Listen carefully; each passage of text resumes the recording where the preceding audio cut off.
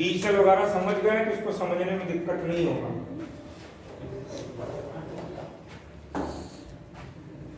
पहले बात करते हैं एंटीबायोटिक है क्या।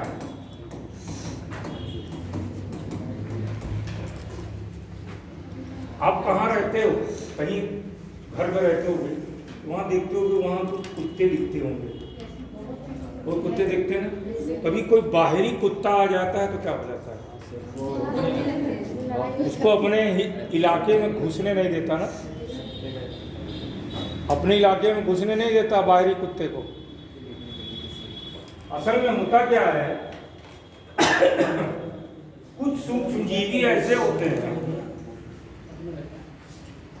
और वो ऐसे विशेष प्रकार के पदार्थ को संश्लेषित करते हैं और स्रावित करते हैं। यानी कुछ सूक्ष्म जीवियों द्वारा संश्लेषित का मतलब साधारण भाषा में बनाना, कुछ सूक्ष्म जीवियों द्वारा संश्लेषित और स्रावित ऐसा पदार्थ जो अन्य सूक्ष्म जीवियों के वृद्धि और विकास को रोके, उसे एंटीबायोटिक। कुछ सूक्ष्म जीवी ऐसे पदार्थ को बनावे जो अन्य सूक्ष्म जीवी के वृद्धि विकास को रोके, उसे एंटीबायोटिक कहते हैं। और उनके यही गुण काम फायदा लेते हैं।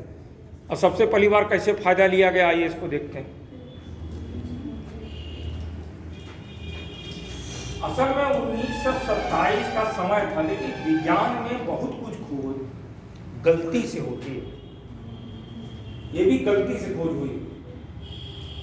एक माइक्रोबायोलॉजिस्ट थे,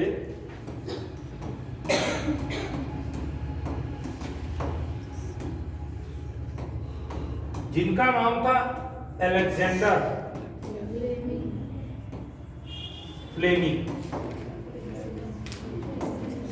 ये माइक्रोबायोलॉजिस्ट थे, तो ये कई सूक्ष्म जीवियों का कल्चर बनाते थे। कल्चर का मतलब ये होता है, थोड़ा समझ लीजिए, नहीं पता है।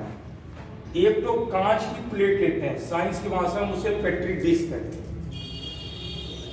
और इस प्लेट में ऐसा होता है, हर सूक्ष्म जीवी को अलग अलग तरीके का भोजन पसंद, किसी को समोसा, किसी को रसगुल्ला, तो हर सूक्ष्म जीवी को अलग अलग तरीके का भोजन पसंद होता है।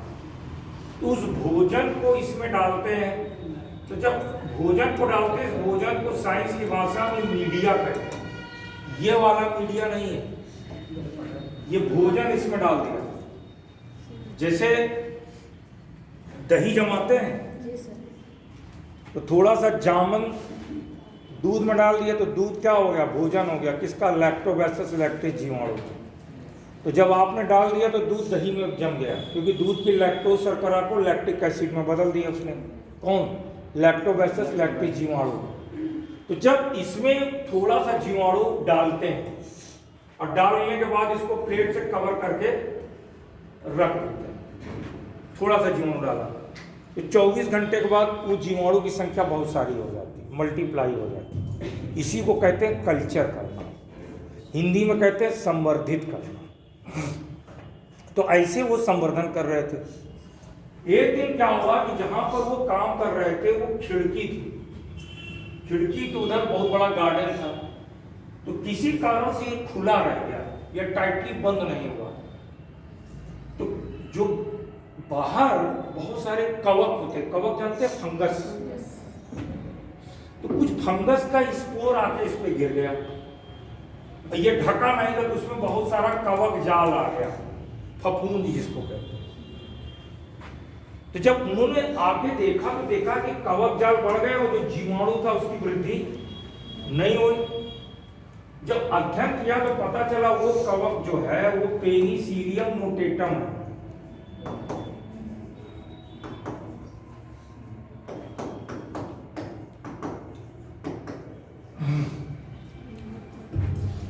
और उन्होंने देखा कि ये जो कवक है, पंजई है, एक विशेष प्रकार के केमिकल को बनाता है, संश्लेषित करता है। तो उस केमिकल का नाम उन्होंने रख दिया पेनिसिलिन। अब इस पेनिसिलिन के कारण इसमें जीवाणु ग्रोथ नहीं कर रहे थे।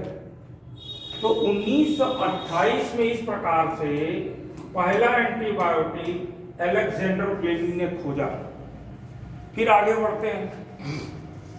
उस जमाने में सबसे खतरनाक रोग टीबी हुआ करता था, ट्यूबरक्लोसिस। और ट्यूबरक्लोसिस जो रोग होता है ये जीवाणु से होता है, माइकोबैक्टीरियम ट्यूबरक्लोसिस। जब मैं पढ़ाना शुरू किया था ना, एक साइंस टेक के टीचर पढ़ाते थे पहले, मैं केवल डिजीज पढ़ाने जाता था, डिजीज। तो डिजीज मुझे एकदम रटी हुई, सबसे पुराना पाठ है, खाली डिजीज पढ़ाता था, वो टीचर सब पढ़ाते थे। ये 2003 की बात है। तो माइकोबैक्टीरियम ट्यूबरक्लोसिस नामक जीवाणु था जिससे टीबी होती है। उस वक्त बहुत खतरनाक रोग माना जाता था। तो एक साइंटिस्ट थे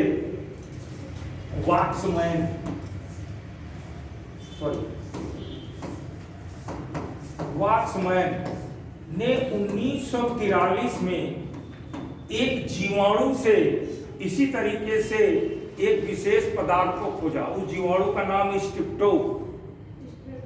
स्ट्रिप्टोमाइसिन।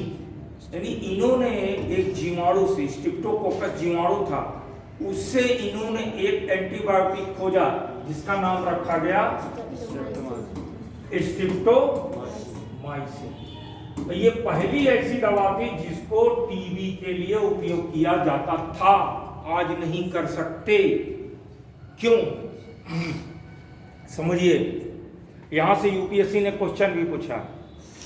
होता क्या है कि जैसे हम बीमार हुए, डॉक्टर के पास गए, डॉक्टर ने एक एंटीबायोटिक लिख दी और 2 जीरो बना दिया, सवेरे शाम खाओ, और लिख दिया 5 दिन खाओ।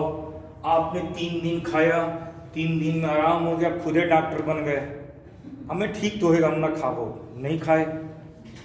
अब क्या हुआ कि आपने दवा छोड़ दी। अब जैसे पुरानी फिल्म देखते हैं, आज से करीब 15-20 साल पहले जब फिल्म बनती थी तो लास्ट में हीरो और विलन में मारा मारी होती थी। हीरो विलन को मार देता था, हीरो हीरोइन नाचते गाते पिक्चर खत्म हो जाती थी। अब आपने 3 दिन खाया तो जो सूक्ष्म जीवी है वो कमजोर हो गया, आपने दवा खाना बंद कर दी, तो आपके शरीर का hero T cell B cell है, और टी सेल के हाथ से हथियार यानी छीन लिया। अब वो जो सूक्ष्म जीवी है वो अच्छा ये हथियार से मारेगा, तो उस हथियार के प्रति उसका शरीर क्या होगा? प्रतिरोधी हो जाएगा। यानी वो एंटीबायोटिक, अब दोबारा जाएंगे डॉक्टर के पास तो एंटीबायोटिक नहीं लिखेगा, क्योंकि आपने क्या किया, आपकी गलती से वो सूक्ष्म जीवी उस एंटीबायोटिक के प्रति क्या हो गया? प्रतिरोधी हो गया। इसलिए हर बार देखेंगे नई नई एंटीबायोटिक आती रहती है। आज ये काम नहीं करती। एक समझ रहे हैं, नहीं समझ रहे? वो एंटीबायोटिक के प्रति प्रतिरोधी हो गया, अब दूसरी एंटीबायोटिक देगा, महंगी एंटीबायोटिक देगा। ये कॉन्सेप्ट होता है एंटीबायोटिक। समझ गए? लिखना चाहे लिख लीजिए। देखिए, इसीलिए जब क्वेश्चन आया था टीबी का, एक होता है नॉर्मल टीबी, एक होता है एमडीआर टीबी, एक होता है एक्सडीआर टीबी। यहाँ से क्वेश्चन भी पूछा। अब ये वर्ड निमोनिया किसी अन्य रोग में भी लग सकता है। एक्सडीआर का मतलब मल्टी ड्रग रेजिस्टेंट टीबी हो गई। नॉर्मल टीबी की स्ट्रिप्टोमाइसिन से ठीक हो सकती थी। अब आपकी गलती से एमडीआर का मतलब multi drug resistant TB, XDR का मतलब एक्सटेंसिवली ड्रग रेजिस्टेंट टीबी, यानी उस पर बहुत सारे एंटीबायोटिक का प्रभाव नहीं पड़ेगा। तो जब आप टीबी के लिए जाएंगे तो पहले डॉट, एक डॉट होता है direct observe treatment short course पहले किया जाता है। तो उसमें मॉन्टेस्ट टेस्ट करते हैं, जिसको ट्यूबरकुलिन टेस्ट करते हैं। पहले ये टेस्ट करेंगे कि टीबी है कि नहीं। उसके बाद जीन एक्सपर्ट टेस्ट होता है।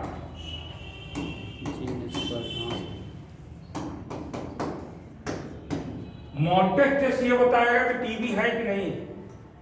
जीन एक्सपर्ट टेस्ट से ये पता लगाते हैं कि ये वाला बैक्टीरिया है कि ये वाला है कि ये वाला। अब अगर ये वाला है तो इसके लिए फिर स्पेसिफिक एंटीबायोटिक चलती है। समय के साथ सूक्ष्म जीवी स्मार्ट हो गया। स्मार्ट होने का कारण हम आप हैं, खुदे डॉक्टर बन जाते हैं। डॉक्टर ने कहा तो अपना दिमाग न लगाए। भारत में ये बहुत होता है, अपना दिमाग लगाते हैं। वो MBBS किया, बड़ा रगड़ा तब वो बना है, आप उसके दिमाग को नहीं पकड़ सकते। कई बार देखेंगे जो कई सारे इस वर्कर होते हैं या स्टाफ नर्स होती है, वो जो दिमाग लगाने लगते हैं। कभी भी देखिए स्टाफ नर्स, भले देखिए डॉक्टर जब MBBS करके आता है तो आप देखेंगे हॉस्पिटल में कई सारी चीज़ें प्रैक्टिकल ज्ञान उसको नहीं होता, तो सिस्टर से पूछता है, कई बार वो गलती करता है क्योंकि प्रैक्टिस नहीं रहती, लेकिन थियोरेटिकल नॉलेज है उसको, तो सिस्टर से पूछता तो सिस्टर को लगता है इसको तो कुछ नहीं आता, हम तो ज़्यादा जानते हैं। ऐसा नहीं है, एक समय के बाद वो सिखाएगा। भाई अगर कोई पैरामेडिकल वर्कर कितना भी जोर लगा ले, डॉक्टर की बराबरी नहीं कर सकता ना, उसके लिए 5 साल आपको रात दिन एक करके पढ़ना पड़ेगा, तब आप वहाँ तक पहुँचोगे। समझ रहे ना? तो ये जो वर्ड है ये अक्सर कई रोगों के साथ आप देखेंगे, ये निमोनिया के साथ भी हो सकता है, जॉन्डिस के साथ भी हो सकता है, क्योंकि इसका मतलब है कि वो रोग का कारक कई एंटीबायोटिक के प्रति प्रतिरोधी हो चुका है, और उसका कारण गलती हम आप करते हैं। एंटीबायोटिक जैसे गांव में झोला छाप डॉक्टर होते हैं, झोला छाप डॉक्टर जानते हैं ना, किसी बड़े डॉक्टर के साथ कंपाउंडर गिरी करे 5 साल, अब गांव में वो प्रैक्टिस करने लगते हैं। ये भारत में ही होता, किसी अन्य देश में नहीं होता है। अब अगर आप IAS बने तो कैसे चेक करेंगे बताइए? अगर आप IAS हो गए और झोला छाप डॉक्टर को कैसे चेक करेंगे? वो देखेंगे जब टैबलेट रखेगा तो उसमें रैपर नहीं होता है। उसे ये बताइए इसका आप हमको नाम बता दीजिए, इसका एक्सपायरी बता दीजिए, नहीं बता पाएगा। एक्सपायरी बता दीजिए, इसकी सारी टैबलेट मिला दीजिए, पूछिए एक्सपायरी, क्योंकि वास्तव में ये ICMR ये जारी करता है कि जब भी आप दवा देंगे उसका रैपर नहीं निकालेंगे, उसमें एक्सपायरी होता है, और वो इसलिए रैपर निकाल देते हैं कि वो मरीज बाहर से खरीदेगा, वो देंगे तो महंगा देंगे, उनको पता चल जाएगा कौन सी दवा दे रहे हैं। पहला काम क्राइम तो यही होता है, जो झोला छाप डॉक्टर ज़्यादा करेंगे, बड़ा डॉक्टर नहीं करेगा। गांव में जो प्रैक्टिस करते हैं ना, लाल पीली नीले टैबलेट दे देंगे, और जो सिरप दे देंगे वो डब्बा में रखे रहेंगे, दे देंगे सिरप खांसी वाली। आप जो दवा खा रहे हो ये आपका अधिकार है, कुछ दवा के बारे में मालूम है, कौन सी दवा मैं खा रहा हूँ, उसका नाम क्या है, उसका कंपोजिशन क्या, ये आपका अधिकार है।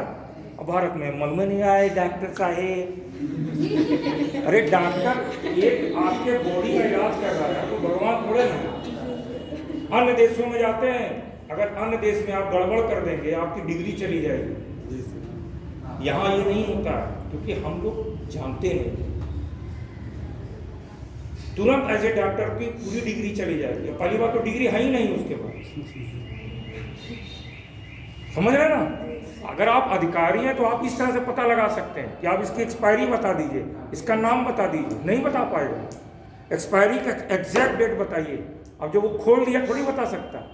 और ज़्यादातर झोला छाप डॉक्टर यही करते हैं, अधिकारी बन के गए तो आपको पूछना है बताइए इसकी एक्सपायरी क्या है, आपने क्यों बोला इसको, तरीके होते हैं। अब आगे देखते हैं, इसको लिख लीजिए एंटीबायोटिक। कुछ सूक्ष्म जीवियों द्वारा स्रावित ऐसा पदार्थ, कुछ सूक्ष्म जीवियों द्वारा स्रावित ऐसा पदार्थ जो अन्य सूक्ष्म जीवियों के वृद्धि विकास को रोकता है,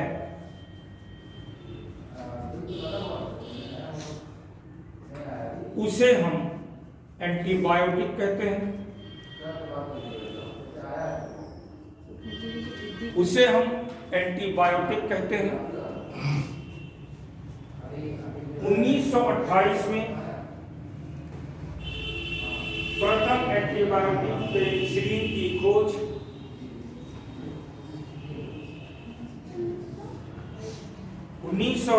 में प्रथम एंटीबायोटिक पेनिसिलिन की खोज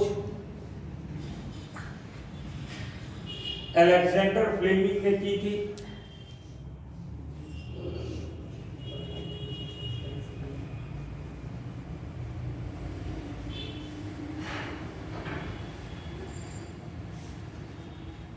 जबकि 1943 में जीवाणु से प्रथम एंटीबायोटिक की खोज जबकि 1943 में जीवाणु से प्रथम एंटीबायोटिक की खोज वॉक्समैन ने की थी, जिसे स्ट्रिप्टो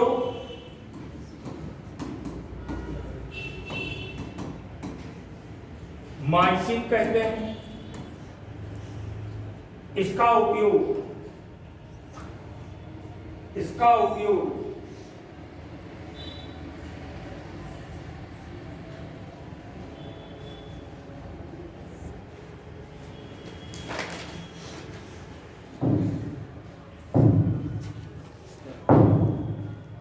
6 रोग यानी ट्यूबरक्लोसिस, 6 रोग यानी ट्यूबरक्लोसिस के लिए किया जाता है।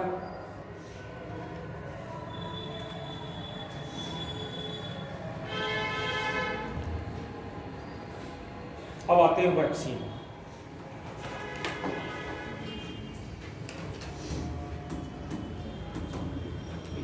वैक्सीन का साधारण भाषा में हम लोग टीका शब्द यूज करते हैं। वास्तविकता ये है कि टीका शब्द आता कहाँ से? एक ज़माना था जो एडवर्ड जेनर ने, आप देखें तो सबसे पहली जो वैक्सीन जो डेवलप की थी एडवर्ड जेनर साहब ने 1796 में पॉक्स के जो स्मॉल पॉक्स होता है उसके अगेंस्ट में पहली बनाया गया। तो उस जमाने में क्या होता था, टीका लगाया गया। जैसे हमारे हाथ में भी देखेंगे तो टीका बन जाता था, इसलिए उसको हिंदी में टीका कहा जाता है, जबकि उसका सही वर्ड हिंदी में टीका नहीं होना चाहिए।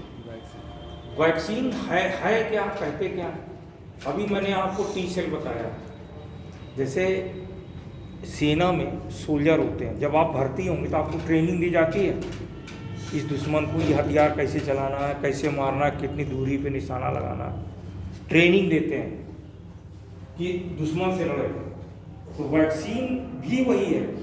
वैक्सीन एक कुछ ऐसी दवाएं हैं, जब दवाओं को शरीर में डालेंगे तो वो दवाएं आपके शरीर की टी सेलों को, खासकर टी सेल को, सूक्ष्म टी सेल और बी सेल को, सूक्ष्म जीवियों को नष्ट करने की ट्रेनिंग देंगे। अंतर यह है कि जैसे एक एग्जाम्पल देखते हैं, जैसे पोलियो है। पोलियो रोग जो होता है पोलियो माइलेटस वायरस से।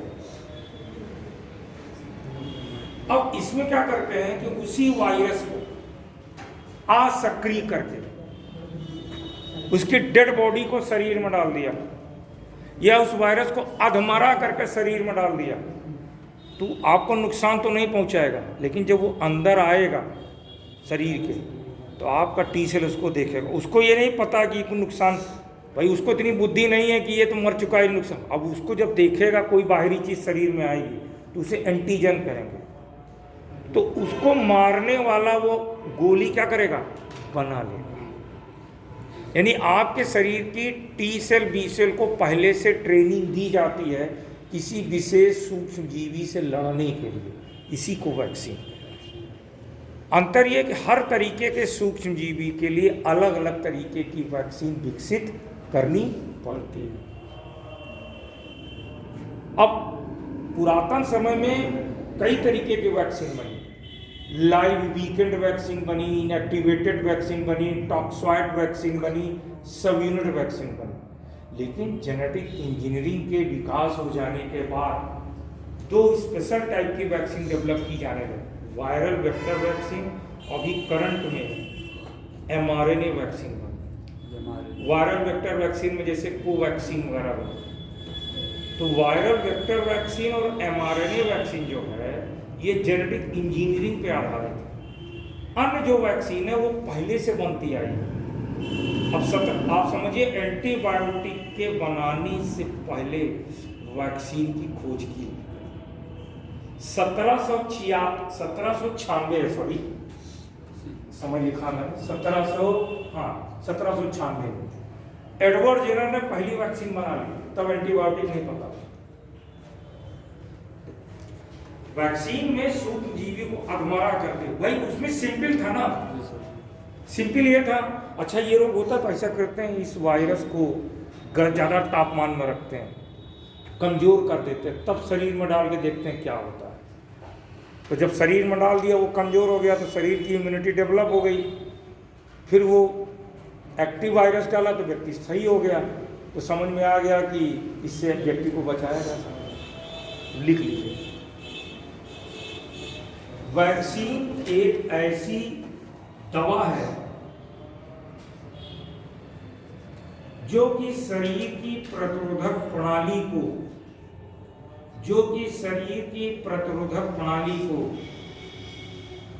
किसी विशेष सूक्ष्मजीवी से शरीर की प्रतिरोधक प्रणाली को किसी विशेष सूक्ष्मजीवी से लड़ने के लिए तैयार करती है।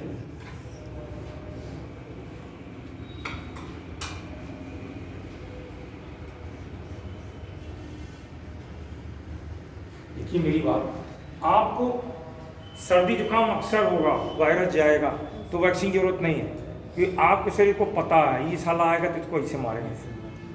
अब जो पहली बार कोरोना घुसा तो नहीं पता था, अभी तो ट्रेलर है। यही हाल क्लाइमेट चेंज का रहा तो नया नया, देखिए मेरी बात समझिए, एक वायरस एक बैक्टीरिया। बैक्टीरिया क्या है? एक कोशिका। बैक्टीरिया में उतनी तेजी से बदलाव नहीं होता है जितनी तेजी से वायरस में बदलाव। जो चीज जितनी छोटी होगी उतनी जल्दी बदल सकती है। वायरस में क्या है? थोड़ा सा क्लाइमेट में परिवर्तन होगा, अपने जीनोम में उस नए क्लाइमेट में अपने आप को एडजस्ट करने के लिए बदलाव कर लेगा। आपने एक वैक्सीन बनाई किसी वायरस के लिए, कुछ दिन में वो उसका एक नया वेरिएंट आ गया, वो वैक्सीन काम नहीं करेगा। इसलिए वायरस के रोगों में समस्या ज़्यादा है, क्योंकि वायरस बहुत तेजी से क्या कर रहा है? अपने जीन्स में बदलाव कर रहा है। समझ में आ रही बात? अब लिखिए आगे, प्रथम वैक्सीन का विकास एडवर्ड जेनर ने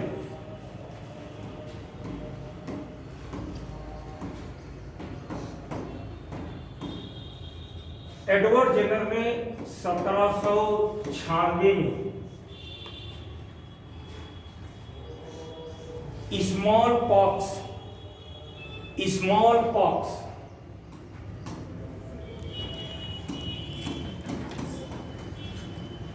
रोग के लिए किया था। Small pox, chicken pox, cow pox का नाम सुना है? जितना पॉक्स होता है सब वायरस से होता है, और ये सब स्किन संबंधित डिजीज होती है। इसको छोटी मात्रा, ये भारत में जानते हैं, भारत ने विश्व बहुत सारे देशों में बहुत सारा मिथ था, धार्मिक बेवकूफ़ी की धार्मिक मान्यताएं थी। अब गांव में लोग रह रहे हैं, कुएं का पानी पी रहे हैं, अब कुएं में कोई कूद के मर गया, आत्महत्या कर लिया। अब लोग पानी पीने लगे तो लोगों को कालरा होने लगा, तो गांव में ओझा कहेगा अच्छा वो मर गई है, उसकी आत्मा किसी को नहीं छोड़ेगी, पूजा कराओ। क्योंकि कारण देखिए, कारण ये कि हम आप पढ़ते नहीं हैं। यूरोप बहुत आगे क्यों? क्योंकि वो पढ़ता है। सबसे ज्यादा भीड़ वहाँ लाइब्रेरी में मिलती है, यहाँ सबसे ज्यादा भीड़ मॉल में मिलती है। हम पढ़ते नहीं हैं, हमारे धर्म ग्रंथ रखे हुए हैं, जिल्द सड़ जाएगी, माला फूल चढ़ा चढ़ा के, एक भी पलट के पढ़ेंगे नहीं। पढ़ाएगा कौन? बाबा, उल्टा सीधा। मैं सबको तो नहीं कहूँगा, लेकिन बहुत सारे बाबा ऐसे मिलेंगे कि अब माथा पीट लो, गिरवा बस पहन लिए तो बाबा बन गए। समझ रहे हो मेरी बात? अब आते हैं टाइप्स ऑफ वैक्सीन, वैक्सीन के प्रकार।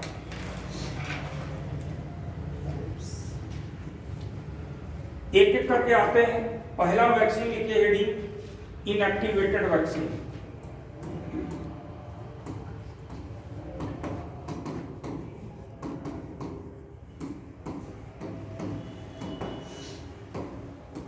अब इनएक्टिवेटेड वैक्सीन क्या है? जब विषाणु या जीवाणु को मारकर या असक्रिय करके मानव शरीर में इंजेक्ट कर दिया जाता है। मारकर या सक्रिय करके मानव शरीर में इंजेक्ट कर दिया जाता है तो इसे इनएक्टिवेटेड वैक्सीन कहते हैं।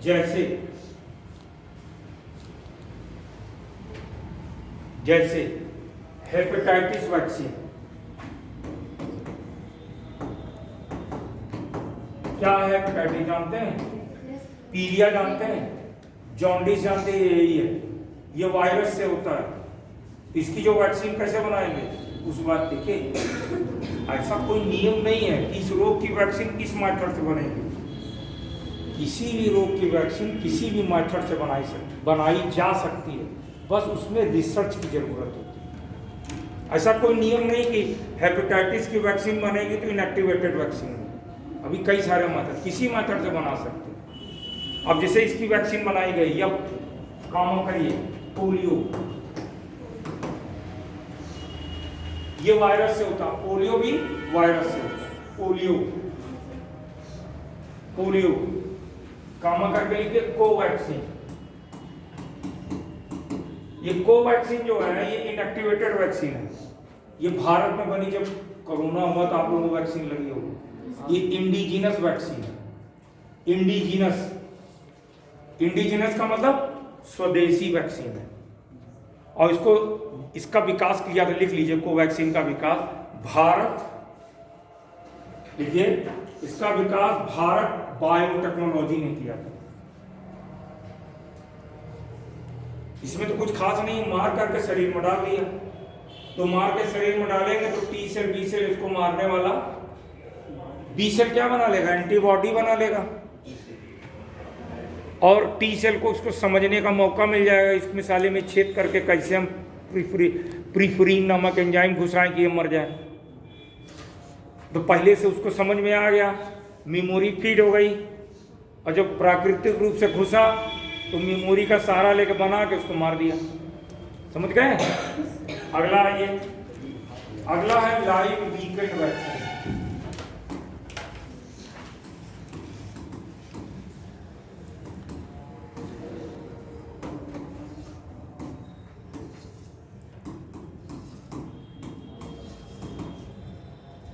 वीकेंड वैक्सीन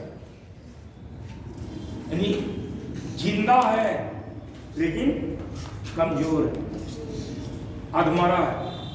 देखिए, इसमें सूक्ष्मजीवी को प्रयोगशाला की नियंत्रित दशा में, इसमें सूक्ष्मजीवी को प्रयोगशाला की नियंत्रित दशा में कमजोर करके शरीर में प्रवेश करा देते हैं। प्रयोगशाला की नियंत्रित दिशा में कमजोर करके शरीर में प्रवेश करा देते हैं। जैसे येलो फीवर, ये रोग के बारे में जानते हैं? ये रोग भारत में कम होता है, मच्छर के द्वारा फैलता है। एडिस मच्छर इसको फैलाता है। इसमें काला मल जो होगा काले रंग का होता है, काले रंग का मूत्र होता है। बहुत खतरनाक रोग है। किससे होता है? वायरस से होता है, येलो फीवर। तो इसकी वैक्सीन येलो फीवर, कामा, चिकन पॉक्स, ये भी वायरस से होता है। चिकन पॉक्स, कामा, स्मॉल पॉक्स, ठीक, सब यूनिट वैक्सीन।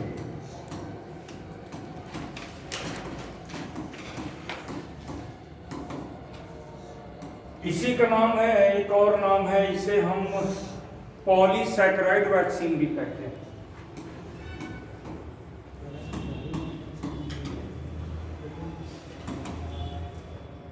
वैक्सीन भी कहते हैं, पॉलीसैकेराइड वैक्सीन भी कहते हैं। और इसे एक और नाम, इसे रिकॉम्बिनेंट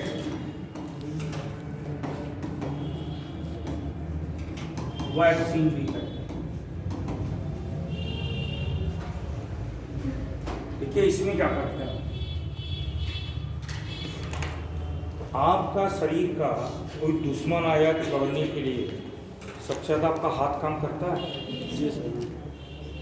अगर आपके हाथ को काट दिया जाए, यदि दुश्मन अगर आपके हाथ के सारी चीज़ को समझ ले तो आपको रोक सकता है कि नहीं। इसमें क्या करते हैं, वायरस या बैक्टीरिया का हुआ भाग जिसके कारण टी सेल उसको मार नहीं पाता, उसी भाग को प्रयोगशाला के नियंत्रित दशा में तैयार करके आपके शरीर में डाल देते हैं। तो टी सेल उसको डिस्ट्रॉय करने का मेथड डेवलप कर लेगा, जब भविष्य में इंटर करेगा तो उसको मार देगा। यानी शरीर के भाग को, सूक्ष्म जीवी के शरीर के किसी भाग को शरीर में प्रवेश करा देगा।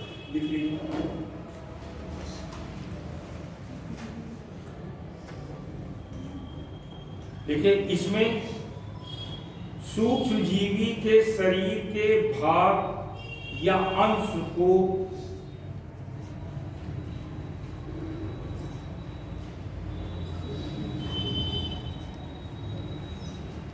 प्रयोगशाला की नियंत्रित दशा में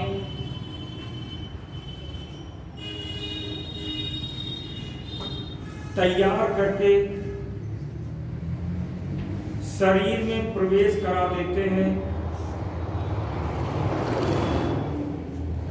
जिससे यह प्रयोगशाला के नियंत्रित दशा में तैयार करके प्रवेश करा देते हैं, जिससे शरीर की प्रतिरोधक प्रणाली उस सूक्ष्म जीवी को मारने में सक्षम हो जाती है।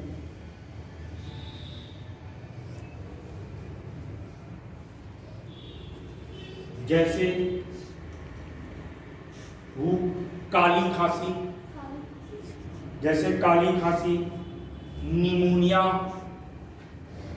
देखिए काली खांसी बैक्टीरिया से होता है, वोपी कफ, निमोनिया, निमोनिया कामा मेनिंजाइटिस,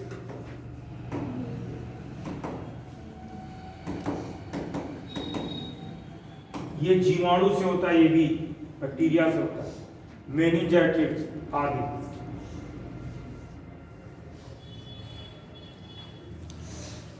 नेक्स्ट, टॉक्सॉइड वैक्सीन।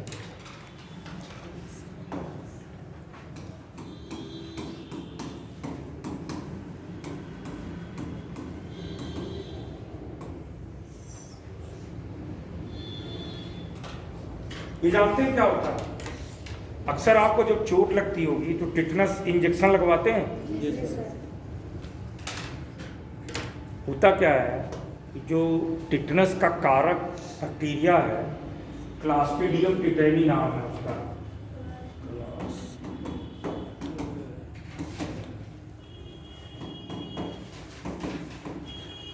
ये जीवाणु का नाम है जो आप में टिटनस करता है।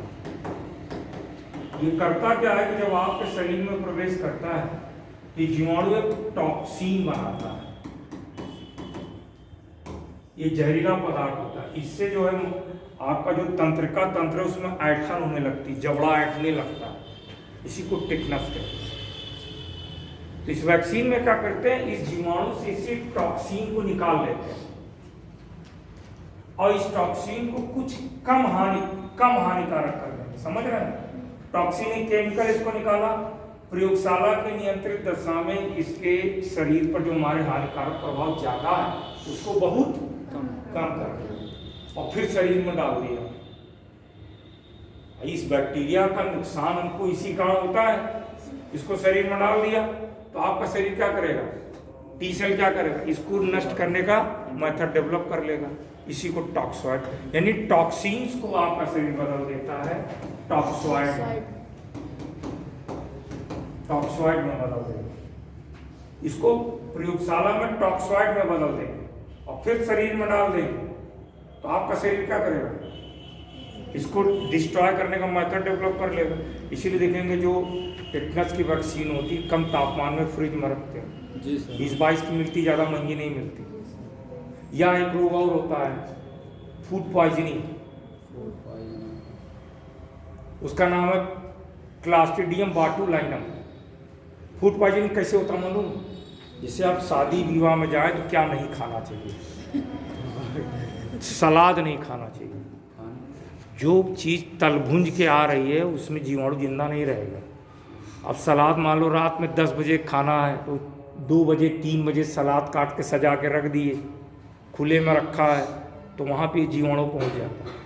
और एक दूसरा एक कारण हो सकता है दही बड़ा, इन सब चीज़ों को नहीं खाना चाहिए शादी में। बाकी सब चीज़ दबा के खाइए, कोई दिक्कत नहीं। सलाद ना खाएं। सलाद एक कारण बन सकता है फूड पॉइजनिंग का। या जैसे बतासे खाते हैं, फुल्की खाते हैं, उसमें मटन कब का उबाला है, अगर वो गरम गरम बना रहा है तो दिक्कत नहीं, तो फूड पॉइजनिंग वहीं से होती है। तो वो भी एक टॉक्सिक मटेरियल निकालता है, लिख लीजिए उसको। ठीक है, ऐसे सूक्ष्म जीवी जो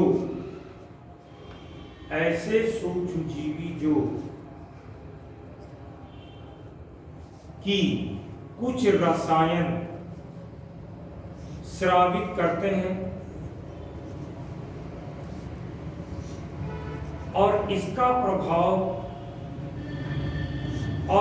मानव शरीर पर दुष्प्रभाव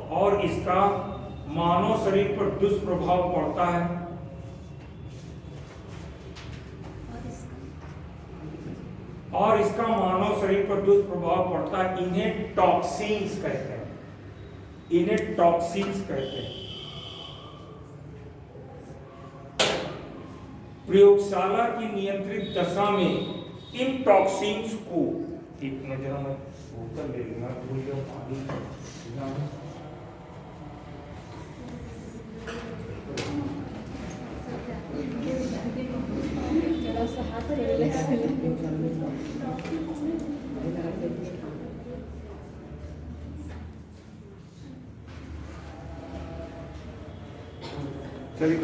प्रयोगशाला की नियंत्रित दशा में इन टॉक्सिन्स को टॉक्सॉइड में बदल देते हैं, जिसका मानव शरीर पर दुष्प्रभाव नहीं पड़ता।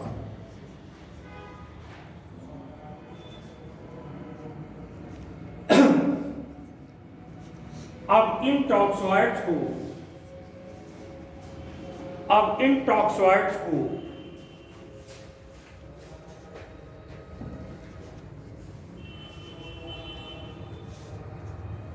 मानव शरीर में प्रवेश कराने पर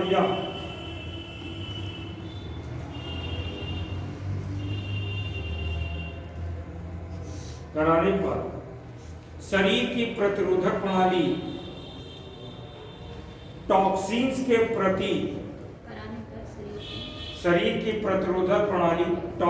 के प्रति प्रतिरोधक क्षमता का विकास कर लेती है।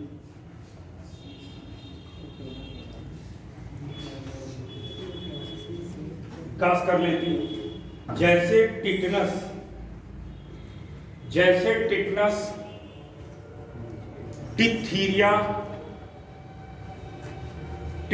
Diphtheria, food poisoning. डिप्थीरिया जानते हैं? डिप्थीरिया में बहुत तेज बुखार होता है। ये फेफड़ा होता है, छोटे बच्चों में ज़्यादा होता है, अब तो काफ़ी कंट्रोल कर लिया। इसमें क्या होता है, एक बैक्टीरिया होता है, कार्निबैक्टीरियम डिप्थीरियाई बैक्टीरिया है, कार्निबैक्टीरियम डिप्थीरियाई। ये बैक्टीरिया क्या करता है कि ये आपका ट्रैकिया है, यहाँ पर वो एक मेम्ब्रेन बनाने लगता है जिससे वायु अंदर पास नहीं होती, तो तत्काल में यहाँ ट्रैकियोस्टमी करते हैं, यहाँ छेद कर देते हैं। तो इससे संबंधित वैक्सीन लगाई जाती है। एक वैक्सीन बनी थी डीपीटी नाम से, 3 रोगों के प्रतिरोध में लगाई जाती है। Diphtheria, pertussis, tetanus. पर्ट्यूसिस का मतलब काली खांसी होती है, टिटनस आप जान ही रहे हैं, डिप्थीरिया। 3 रोगों के प्रतिरोध में वैक्सीन बनाई गई है, डीपीटी। समझ रहे हैं? अब आते हैं genetic engineered vaccine. Genetic engineered vaccine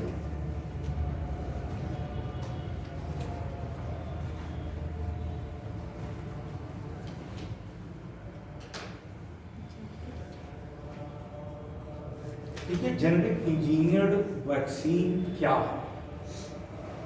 एक एग्जाम्पल लेके चले गए तब आपको समझ में आएगा। असल में जेनेटिक इंजीनियर्ड वैक्सीन में जो पहली वैक्सीन डेवलप की गई है वायरल वेक्टर वैक्सीन, ये जेनेटिक इंजीनियर्ड वैक्सीन है। जैसे अभी तक बताया वो कोई जेनेटिक इंजीनियर्ड वैक्सीन नहीं है। इसमें क्या करते हैं, जैसे मान लीजिए कोरोना की वैक्सीन बनाई गई थी, जो आपकी कोविशील्ड लगी थी, वो वायरल वेक्टर वैक्सीन है। इसमें देखिए जैसे कोरोना का वायरस ये है, ये इसका जेनेटिक मटेरियल है। ये कोरोना वायरस का सबसे बड़ा गड़बड़ मामला है, इसमें बाहर ये स्पाइक प्रोटीन, इसको कहते हैं स्पाइक प्रोटीन, यही इस वायरस का, ये कोरोना वायरस है। इस वायरस का सुरक्षा कवच यही स्पाइक प्रोटीन होती है। जब इसके संपर्क में टी सेल आता है तो इसी के कारण इसको मार नहीं पाता, यानी स्पाइक प्रोटीन ही इसको बचा रहा है। समझ रहे हैं? तो वायरल वेक्टर वैक्सीन में क्या करते हैं, जेनेटिक इंजीनियर्स ये पता करते हैं इसका कौन सा जीन है जो इसको बना रहा है। स्पाइक प्रोटीन इन जनरल जो वायरस होता है वो दो भागों से मिलता है। एक तो वायरस के अंदर होगा जेनेटिक मटेरियल, बाहर एक कवर होगा, इसको हिंदी में इंग्लिश में कैप्सिड कहते हैं। अब हर एक वायरस में कैप्सिड का आकार अलग अलग दिखेगा, और ये बना किसका होता है, कैप्सिड प्रोटीन। ये प्रोटीन का बना होता है, अर्थात ये स्पाइक प्रोटीन किसका बना है, प्रोटीन का बना। तो सबसे पहले ये पता लगाते कौन सा जीन है जो इसको बनाता। मान लीजिए ये वाला जीन है, ये जीन क्या कर रहा है, स्पाइक प्रोटीन को बना रहा है। कौन, ये वाला जीन, ये वाला जीन क्या कर रहा है, स्पाइक प्रोटीन को बना रहा है। अब करेंगे क्या, एक वायरस को लेंगे, देखिए वेक्टर लगा ना, जीवाणु को विषाणु वाहक वैक्सीन इसको कह सकते हैं। इसमें करेंगे क्या, एक वायरस को ले लेंगे, ऐसा वायरस लेंगे जो हमारे लिए हानिकारक नहीं। एक वायरस को ले लिया, ठीक, इस जीन को क्रिस्पर कॉज से निकालकर इसमें क्या किया, प्रत्यारोपित कर दिया। प्रयोगशाला की नियंत्रित दशा में एक हानि रहित वायरस, हार्मलेस वायरस में जीन को डाल दिया। उसके बाद इस वायरस को मल्टीप्लाई कर लिया। मल्टीप्लाई का मतलब संख्या बढ़ा लिया, ये ढेर सारे वायरस बन गए। अब इसको जेनेटिक इंजीनियर्ड वायरस कहेंगे नहीं, बोलिए जेनेटिक इंजीनियर्ड वायरस है। ये बन गई वैक्सीन, ये बन गई वैक्सीन। अब जब शरीर में घुसेगा काम कैसे करेगा, ये समझ में आएगा आपको। ये वायरल वेक्टर वैक्सीन इसी को कहें। ये जीन निकाल के वायरस में डाल दिया, ये वायरल वेक्टर वैक्सीन हो गई। अब ये काम कैसे करेगी, देखिए इसके लिए एक चीज शायद मैंने आपको बताया भी है, mRNA, tRNA, RNA बताया था ना। अब देखिए इसको जब आपके शरीर में इंजेक्ट करेंगे तो ये आपकी मसल सेल है, उसका ये केंद्रक है। जब डालेंगे तो ये पहुंच गया, मान लीजिए ये आपका वायरल वेक्टर वैक्सीन पहुंच गया। अब ये सेल की मशीनरी का उपयोग करेंगे। मशीनरी का मतलब समझ रहे हैं, फिर से रिकॉल कर दो। याद होगा, आपने पढ़ा होगा, जब बताया था कि केंद्रक होता है, RNA होता है, ये अमीनो एसिड होता है, कोई जीन है उसको कोई प्रोटीन बनाना है तो mRNA बनाएगा, mRNA tRNA को देगा, tRNA राइबोसोम पे जोड़ेगा। इसको एक प्रकार से सेल मशीनरी कह सकते हैं।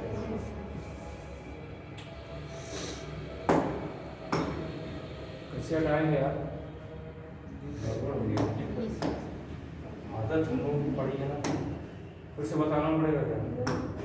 नहीं सर, इसी में हाँ अब सर क्रिएट कर अब सर कैंसिल हो जाएगा, वहाँ से क्लोज हो जाएगा। अब सर क्लिक करिए, इसको करें क्या?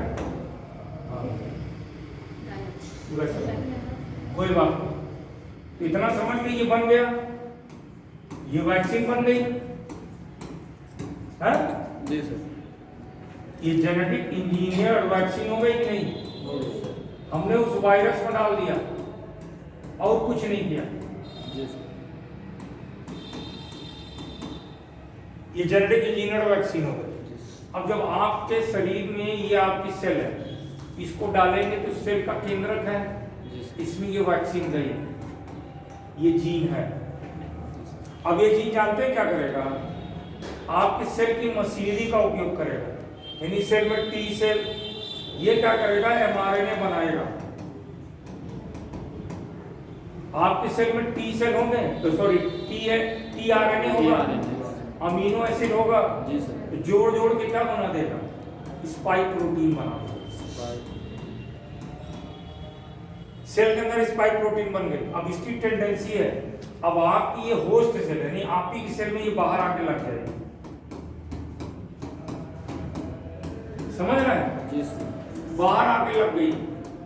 अब इससे आपको कोई नुकसान तो नहीं है। अब टी सेल और बी सेल कहेगा इस साला क्या आ गया अंदर।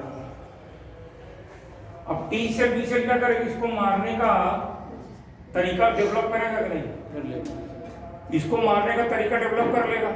और जब भविष्य में कोरोना वायरस आएगा, उसका यही चीज खतरनाक है, इसको मारने का तरीका मालूम हो गया तो उसको मार सकता है। ये है वायरल वेक्टर वैक्सीन। कुछ नहीं किया, कोरोना वायरस का वो जीन जो स्पाइक प्रोटीन बनाता है उसको किसी दूसरे वायरस में डाल दिया। अब इसमें दिक्कत क्या है? देखिए, इसमें जो ये जीन तो गया, साथ में वायरस का दूसरा जीन भी तो गया। जी सर। ये जीन कहीं ना कहीं से आपकी बॉडी या आपका सेल हो सकता है एक्सेप्ट ना करे। तो कभी कभी देखा कुछ लोगों में वैक्सीन लगती है तो उन लोगों में कई प्रॉब्लम होती है, तो कुछ लोगों में इस वैक्सीन का एक्सेप्टेंस नहीं हो पाता। सब में नहीं, कुछ लोगों में। तुमको समझ में आ रहा है? समझ में आ रही बात? हाँ, लिख लीजिए अब इसको। फिर आखिरी वैक्सीन वो बता के फिर दूसरी टेक्नोलॉजी डेवलप बात कर लें। लेकिन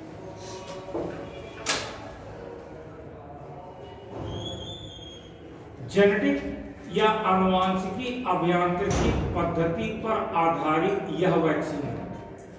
आनुवांशिक अभियांत्रिकी पद्धति पर आधारित यह वैक्सीन है। आनुवांशिक अभियांत्रिकी पद्धति पर आधारित यह वैक्सीन है।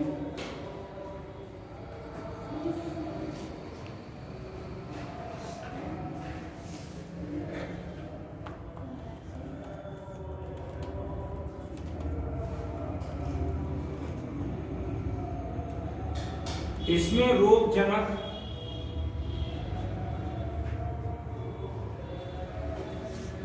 वायरस से जीन जो कि मानव शरीर के लिए हानिकारक एंटीजन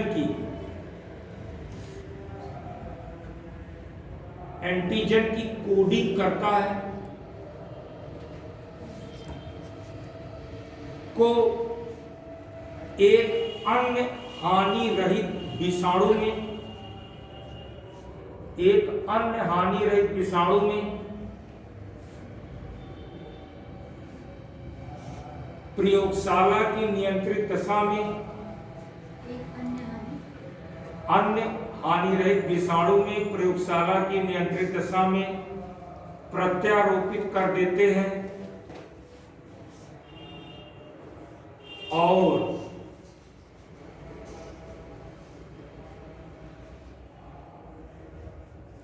इनकी संख्या में गुणन कर मानव शरीर में प्रवेश करा देते हैं।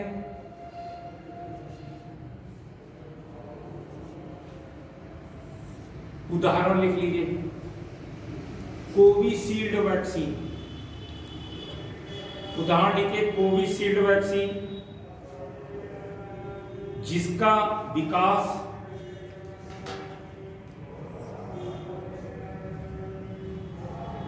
Serum institute of India, serum institute of India ने किया है। यह वैक्सीन यूके की एस्ट्राजेनेका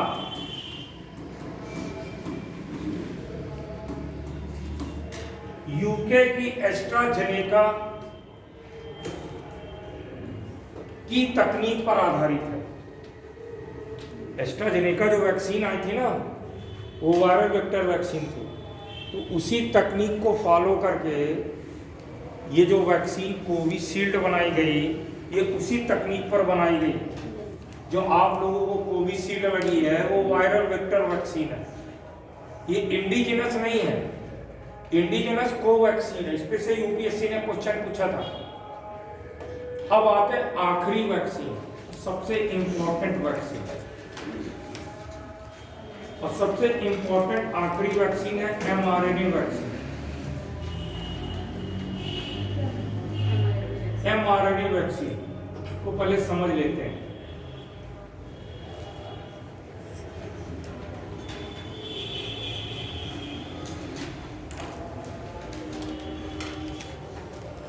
देखिए, mRNA वैक्सीन अन्य वैक्सीन से बेहतर मानी जाती है। अभी तक जितनी भी वैक्सीन आपने पढ़ा उसमें सूक्ष्म जीवी के शरीर का कुछ न कुछ भाग आपने डाला जा रहा है। भाई अगर वायरल वेक्टर वैक्सीन में कहें तो भी आपको सूक्ष्म जीवी के शरीर का जीन डाला जा रहा है, दूसरे वायरस का जीन डाला जा रहा है। लेकिन mRNA वैक्सीन की तकनीक बिल्कुल अलग है। उसमें बाहर के वायरस का कोई भी चीज नहीं डाला जा रहा। उसमें कर क्या रहा है ये देखिए, mRNA वैक्सीन।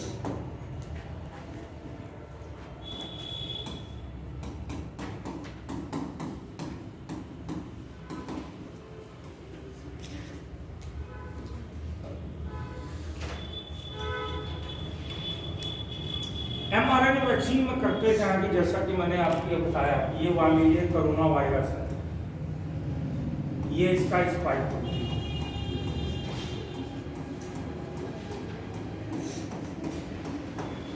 ये इसका जेनेटिक मटेरियल है। ये वाला जीन इसको बनाता है। तो जानते हैं इसमें क्या करते हैं? इस जीन को लैब में ले जाएंगे। लैब में क्या ले गए? जीन। अब ये जीन की सहायता से mRNA बन सकता है कि नहीं?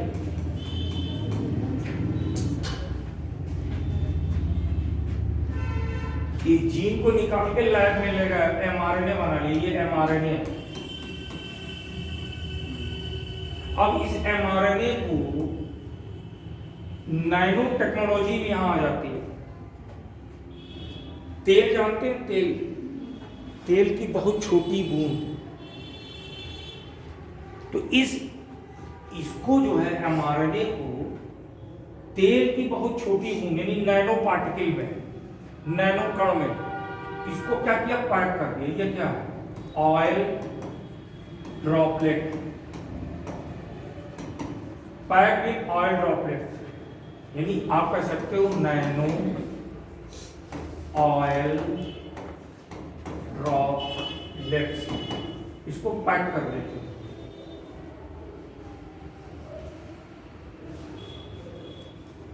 तेल की इसको जब पैक करते हैं तो इसको प्रकार से कह सकते हैं कृत्रिम कोशिका, इसलिए इसको लाइपोसोम्स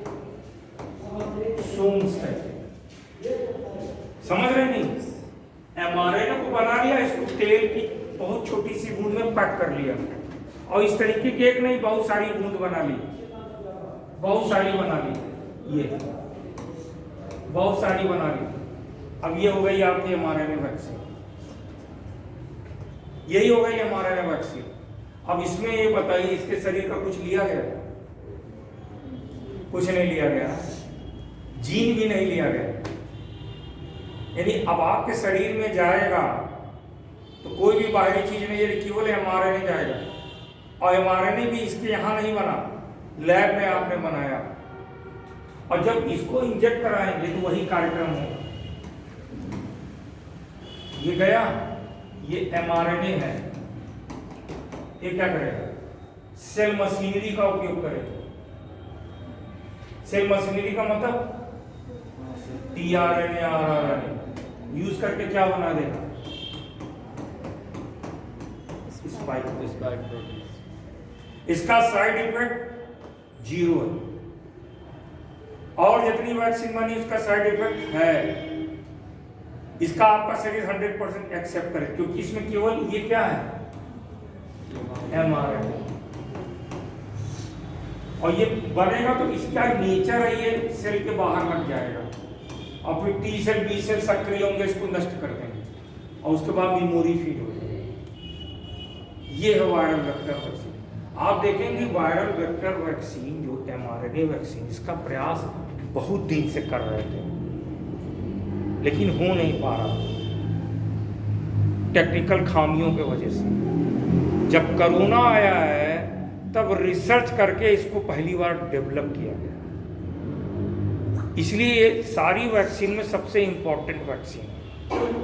अब लिख लीजिए इसके बारे में विशेष तौर पर, mRNA वैक्सीन हेडिंग डाल लीजिए।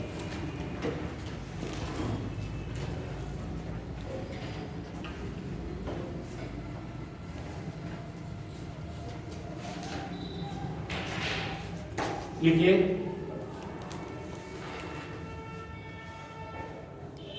mRNA की खोज 1961 के दशक में हुई थी। 1961 के दशक में हुई थी, और mRNA को कैसे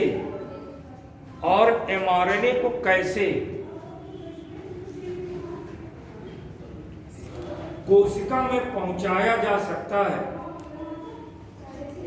इस तकनीक को 1970 में विकसित किया गया।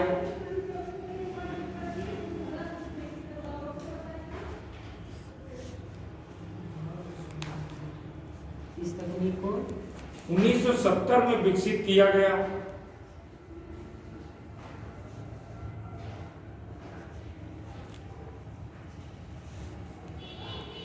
उन्नीस सौ 90 के दशक में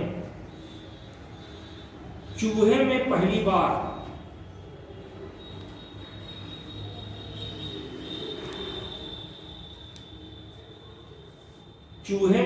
बार mRNA फ्लू वैक्सीन का टेस्ट किया गया।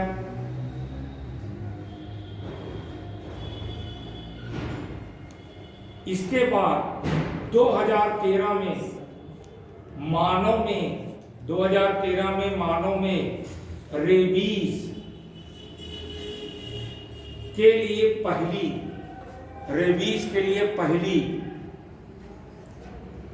mRNA वैक्सीन का टेस्ट किया गया।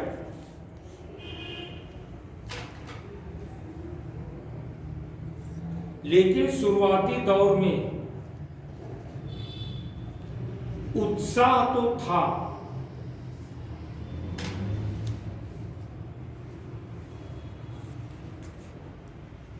लेकिन कुछ कठिन तकनीकी चुनौतियों के कारण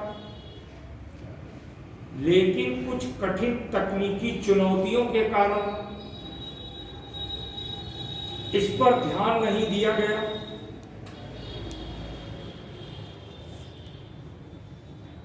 लेकिन बाद में नैनो तकनीक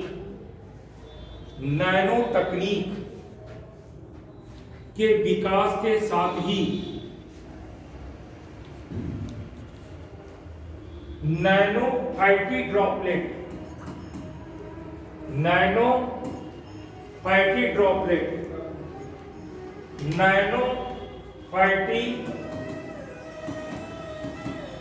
droplets, nano fatty droplets, nano fatty droplets, nano fatty droplets का विकास किया गया।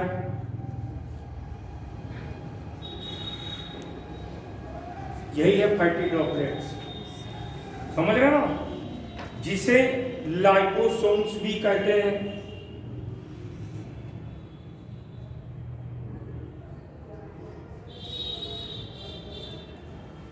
इसी में एमआरएनए को पैक करके, इसी में एमआरएनए को पैक करके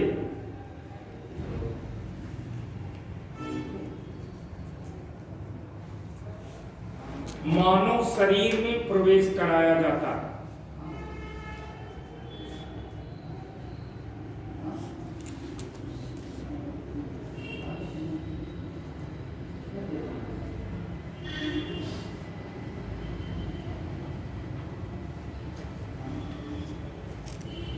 इस वैक्सीन का व्यावसायिक विकास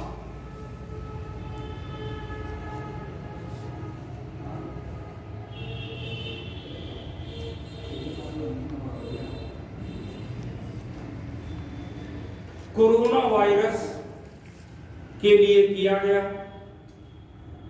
जिसके लपेटे में पूरा विश्व था।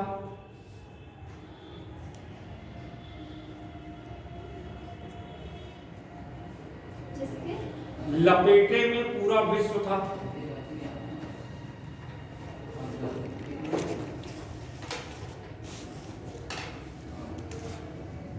भारत की पहली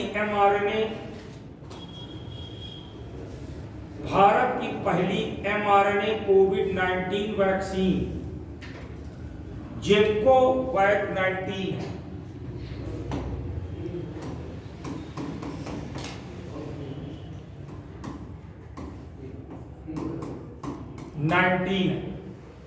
जेमकोवैक 19 है का विकास पूना के Geneva biopharma,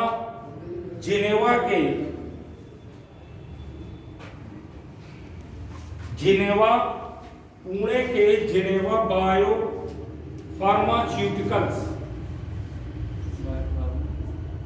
Geneva bio pharmaceutical में किया गया।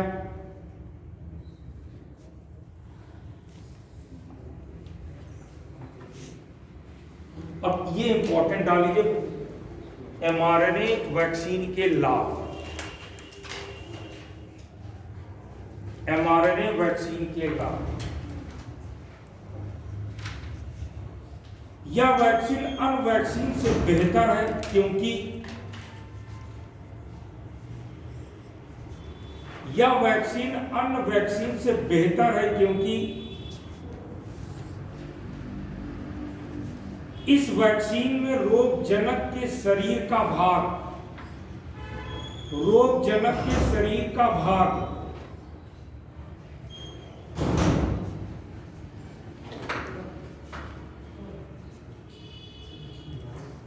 का उपयोग नहीं करते, बल्कि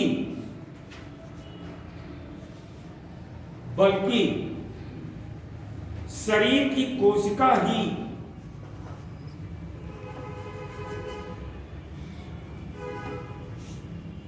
रोगजनक के भाग अर्थात एंटीजन का निर्माण करती है।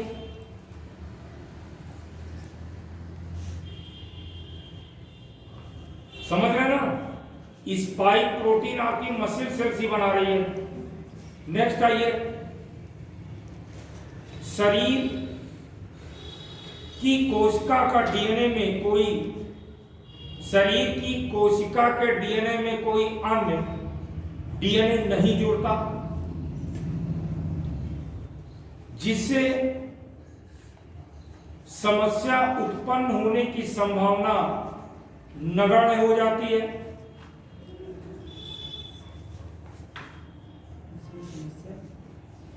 समस्या उत्पन्न होने की संभावना नगण्य हो जाती है।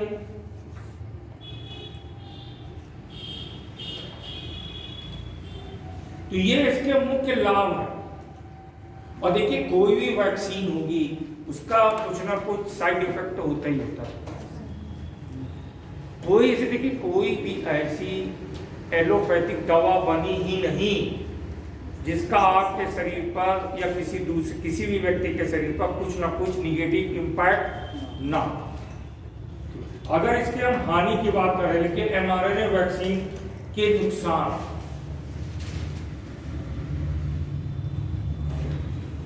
देखिए कभी कभी कुछ व्यक्तियों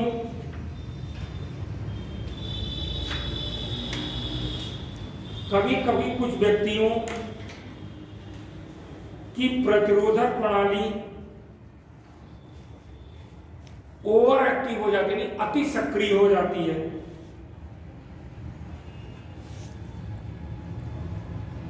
तो mRNA वैक्सीन व्यक्ति के शरीर की कोशिका में प्रवेश नहीं कर पाती। नेक्स्ट, mRNA वैक्सीन निश्चित ताप पर संरक्षित करते हैं।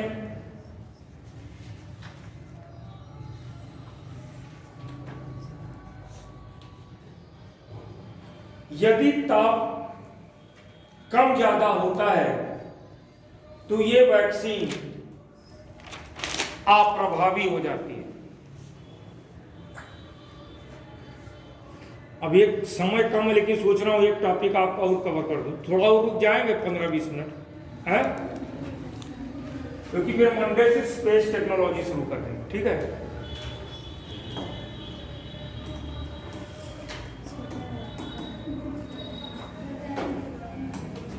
Gene therapy. देखिए भारत में जीन थेरेपी पर उतना ध्यान नहीं दिया जा रहा है। कारण ये है कि ये अत्यंत महंगी तकनीक है। स्टेम सेल थेरेपी की तुलना में ये तकनीक बहुत ही महंगी पड़ जाती है और इस तकनीक को इसलिए भारत में इसकी उपयोगिता कम हो गई है, इसका उपयोग नहीं किया जा रहा है। जबकि इसकी दूसरा विकल्प जो है स्टेम सेल थेरेपी, उसका उपयोग ज्यादा किया जाएगा क्योंकि वो तकनीक इसकी तुलना में सस्ती तकनीक हो जाती है। ठीक है, तो पहले समझते हैं इसमें करते क्या। जैसा कि क्रिस्पर Cas9 टेक्नोलॉजी बताया, जैसे मैं हूं, मान लीजिए मुझे थैलेसीमिया या मुझे मान लीजिए सिकल सेल एनीमिया, तो उसका रिस्पॉन्सिबल कोई जीन है। तो पहले तो वो जीन का पता करेंगे कि वो जीन है, हमें प्रॉब्लम है। फिर क्या करेंगे, क्योंकि अब देखिए यहां पर एक चीज समझ लीजिए, अभी वास्तव में पूरे विश्व में देखें कि जीन थेरेपी द्वारा किन रोगों का इलाज संभव हो पा रहा है। ब्लड संबंधित जो आनुवांशिकी रोग, अगर प्रोजेरिया है तो इलाज नहीं हो सकता। शरीर की भाई प्रोजेरिया क्यों हो रहा है, वो जीन जो आपके एज के लिए रिस्पॉन्सिबल है। बच्चा पैदा होने से पहले थोड़ा पता कि बच्चा पैदा होगा तो उसको ये रोग हो जाएगा। पहले से पता होता तो हम उसके जायगोट में ही मॉडिफाई कर देते कि नहीं। अब ये बच्चा बड़ा हो गया, इसको थैलेसीमिया होगा, इलाज कैसे करेंगे। अब ये रोग संबंधित अगर थैलेसीमिया की बात करें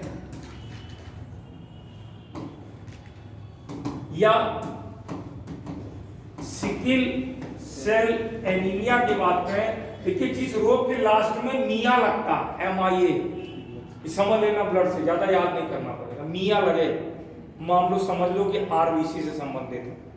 थैलेसीमिया में जो हीमोग्लोबिन होता है उसका जो मॉलिक्यूलर स्ट्रक्चर है वो डिफेक्टिव होता है। सिकल सेल एनीमिया में जो है वो RBC सिकल सेप हो जाती है।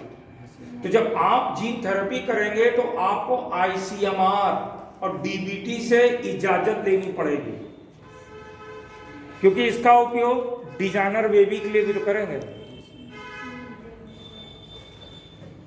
बच्चा पैदा होने से पहले हमने बना लिया लड़का हमारा इंटेलिजेंट हो, हैंडसम हो, पैसा बहुत है। एक बार जीन थेरेपी में करोड़ों रुपए खर्चा होता है, हमारे को बहुत पैसा है। हमने प्लान कर लिया कि डिजाइनर बेबी हो, तो जीन थेरेपी से हमने क्या किया, बढ़िया बढ़िया जीन डाल दिया, डिजाइनर बेबी होगा। तो आपके पॉलिटी क्या कहती है, समता का, समानता कहाँ रह गई? एक डिजाइनर बेबी होगा, एक नॉर्मल बेबी। इससे आने वाले समय में ये समता जाने वाली है। एआई आ रहा है, एआई सेल्फ कॉन्शियस हो जाएगा, चेतना उसमें आ जाएगी। जैसे हमें चेतना है ना, हम अपना डिसीजन खुद लेते हो, अपना डिसीजन खुद लेगा, क्योंकि मानव स्वार्थवश एआई को बना रहा है, करप्ट डाटा डाल रहा है। आप समझ रहे हैं ना? अभी आप क्या कर रहे हो, अभी आप डाटा है, लॉगरिथम लिख रहे हो, एआई काम कर रहा है।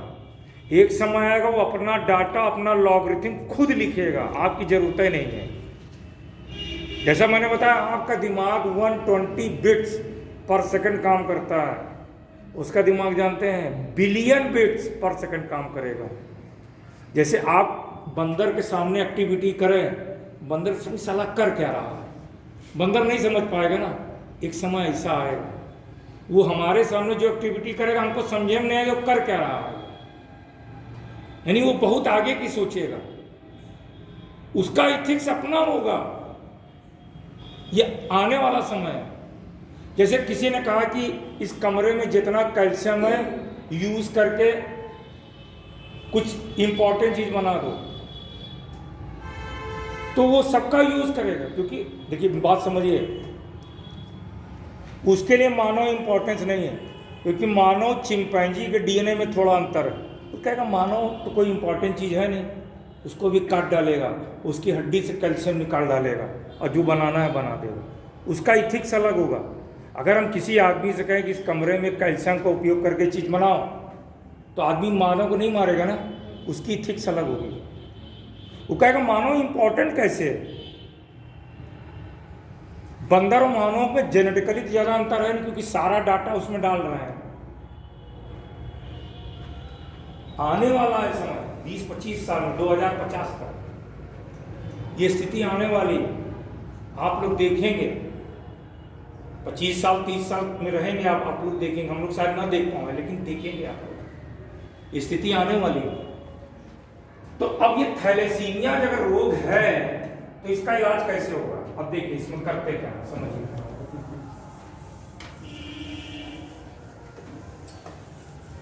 सबसे पहले अगर हमको मान लो थैलेसीमिया,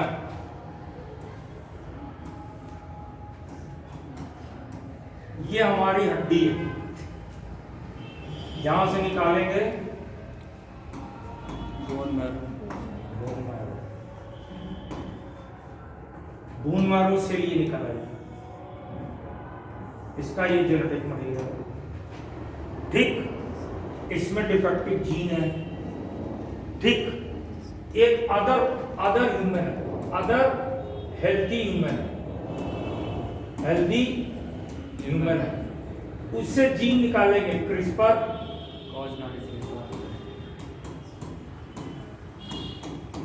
Cas9 से जीन हमने निकाले, ये जीन मिल गया,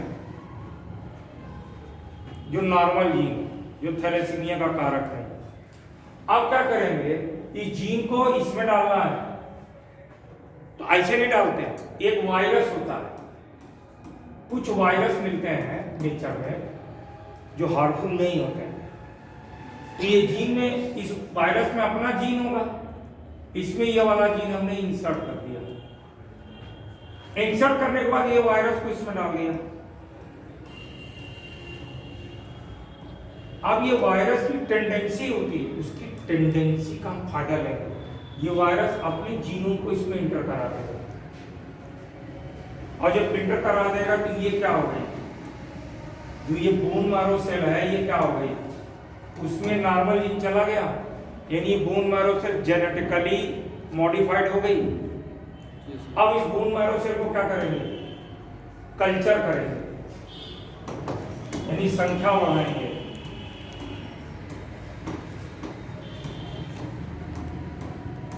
और उसके बाद इसमें इंजेक्ट कर देंगे। कि इस पद्धति की सबसे पहले जो खोज की थी जीन थेरेपी की doctor F.W. Anderson. Doctor F.W. Anderson को फादर ऑफ जीन थेरेपी कहा जाता है। एक 4 वर्ष की बच्ची थी, श्रीलंका की रहने वाली। उसको एक रोग था जिसका नाम था seeds.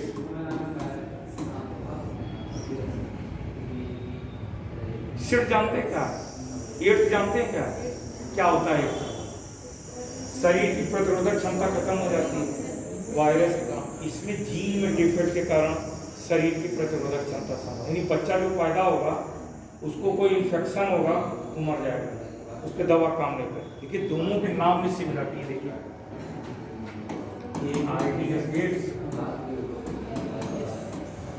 Acquired immunodeficiency syndrome, sewer combined immunodeficiency syndrome, यानी ये रोग जन्म से टी सेल में डिफेक्ट के कारण ये रोग है। तो एक बच्ची में रोग को नोटिस किया और 1990 में जीन थेरेपी के द्वारा उस बच्ची को ठीक। आज ये जो तकनीक है इसका उपयोग रोगों के इलाज में करते हैं, लेकिन इसमें समस्या है। डॉक्टर जीन थेरेपी कर रहा है, इनको रोग है, उसमें भैया ऐसा कर रहे हो बच्चा जो इसको ये होगा ना, एक तो जीन वो डाल दो ना, इंटेलिजेंट वाला जीन डाल दो ना, हैंडसम वाला जीन डाल दो ना। कर सकता है कि नहीं कर सकता? इसलिए ICMR और DBT पर रोक लगा है। ये रेगुलेटरी बॉडी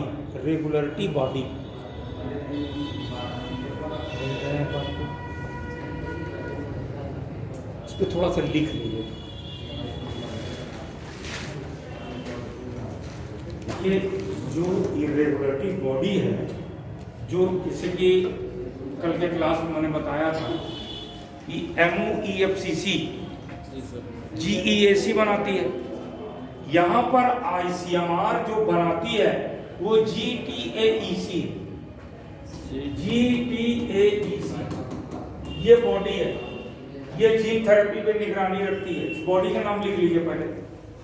भारत सरकार ने GTAEC फुल फॉर्म लिख लीजिए, gene therapy advisory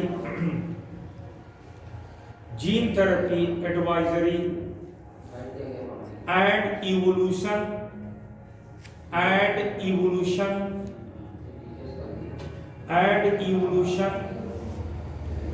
committee bracket बंद की स्थापना 1919 में ICMR तथा DBT 19 में ICMR और DBT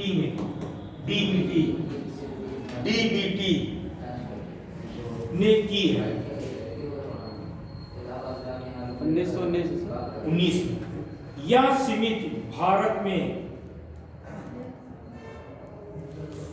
में होने वाली जीन थेरेपी पर, यह समिति भारत में होने वाली जीन थेरेपी पर निगरानी करता है।